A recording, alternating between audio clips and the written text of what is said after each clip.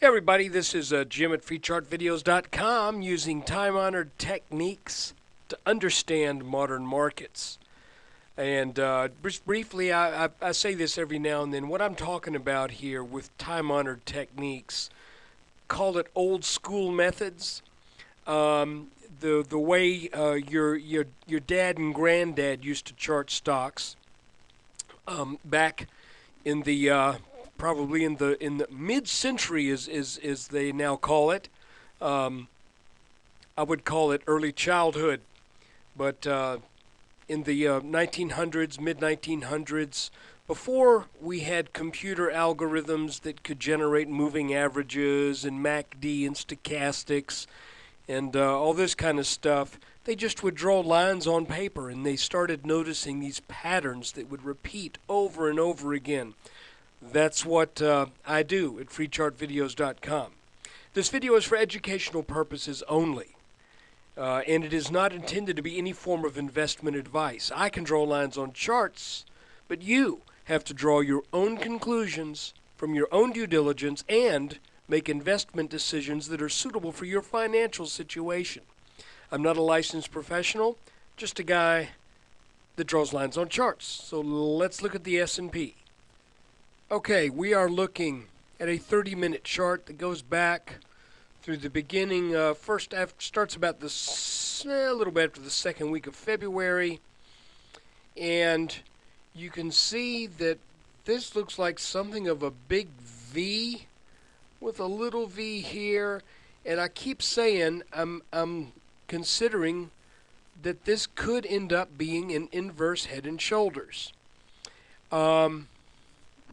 I mean, it would certainly make things nice for us to be able to see such a recognizable pattern, because then we would know when it breaks out, we would know if it failed, we would know what's what. But let me show you something. Originally, I was thinking that now this definitely was a small inverse head and shoulders down here at the bottom, but sometimes you get kind of a nested pattern where you have a small inverse head and shoulders that actually is part of a larger inverse head and shoulders, or a head and shoulders top. And I'm just kind of wondering what's going to go on over here that might tell us this is what's going on. A second thing is, back when we made this move in late March to about 1332, that was about the same level that we were at on March 4th. And I was drawing this line across here because that also lined up with the high that we had on March, I believe it was the 1st. So I was thinking, well, maybe we're going to form a right shoulder here and then take out this line as the neckline. This line is still important, but you know something? As I look at how everything kind of lines up here, it also lines up where this could be a potential neckline. So I'm going to make this purple just out of well, what's the word I'm looking for? That's the color I make necklines. So there's purple. There's purple.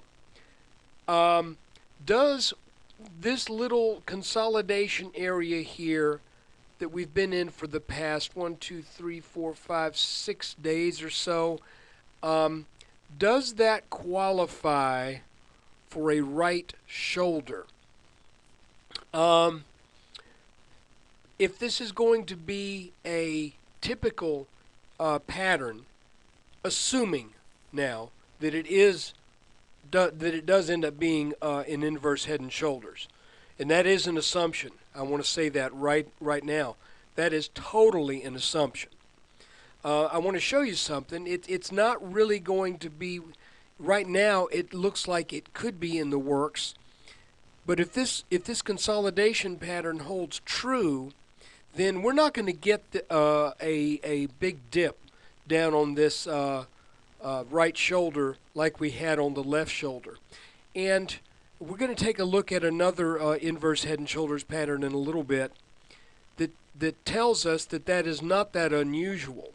So if this consolidation pattern stays within this pattern and then we break out over this neckline, I'm thinking at this point we still look at this as an inverse head and shoulders, because we've got the tests of the neckline here, sold down heavy into the head, came back. They've tested the neckline a couple times, and you can see over here too that this was a consolidation. Excuse me, not well. Yeah, it kind of ended up being a consolidation. This actually was a reversal over here, but you can see that that it was an area of congestion, then a strong downward move, strong upwards move, now an area of congestion. Sometimes inverse head and shoulders or standard head and shoulders look like that. Let's look at another one real quick. Okay, we're looking now at the bottom of the S&P that was made in late 2008 and through the middle of 2009. And all I want to show you here is that this was a very steep right shoulder, excuse me, left shoulder. Here's the head, and then a much shallower right shoulder before the breakout, and then the real turning point in the markets as we started to take out one level after another. Additionally, there was a smaller inverse head and shoulders in here that had an even smaller right shoulder. If you looked at the bank index, you saw more of a right shoulder over here, but in the S&P, it almost defied detection. So going back to our 30-minute chart that we just looked at, let's, this is preliminary because we got to break out over this line. But what I want to do is I want to measure this so we can get an idea with this revised neckline just what we might be talking about if this turns out to be an inverse head and shoulders. We're probably, yeah, it's about what I thought, about the same thing as before. We're looking for something in the 1420s. And if we back out to a 2-hour chart, tell you what, let's make it a 4-hour. For those of you who like to draw trend lines to try to figure out when things might happen, I keep making a liar out of myself. That 1400 level being about right here, you can see in the grand scheme of things that almost gets lost in this big move. So if we were to make 1400, let's put a horizontal line at about 1420. I wish this told me where that line was. Hold on. Let's move it down a bit. It doesn't have to be perfect.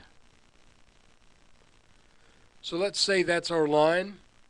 You can see that that really that's not a move that is by any means a stretch. It might be a stretch for some people to think it's going to happen because they're just bearish, but as far as the chart goes, you can say, wow, you know, what's this from here to here when we've gone from here to there? All we're looking at is just really in terms of percent, a fairly small move. So we're looking at what, 8%, 9% tops? Yeah, about 8, maybe 8.5%. Looking at a 5-minute chart and just looking at this consolidation pattern, you can see that it's a little sloppy, but it looks like we've got basically a rising bottom line for it and sort of a horizontal top line that briefly gave way this morning, but then it came back down into the pattern. So I'm now more inclined to call this what I first mentioned yesterday, that I'm thinking what we're dealing with here is probably more of a at what's known as an ascending triangle, where the bottom support line is rising, but the top resistance line remains fairly level. I'm thinking if we break out midday rather than, one of these strong moves right out of the gate. You can tell this market just really, I think it wants to go higher. But I think there's just a little bit more consolidation that needs to take place before it can do that. So that's the S&P update on April 6, 2011. I hope you enjoyed the video, and I hope you'll come join us at freechartvideos.com, where we use time-honored techniques to understand modern markets. Take care.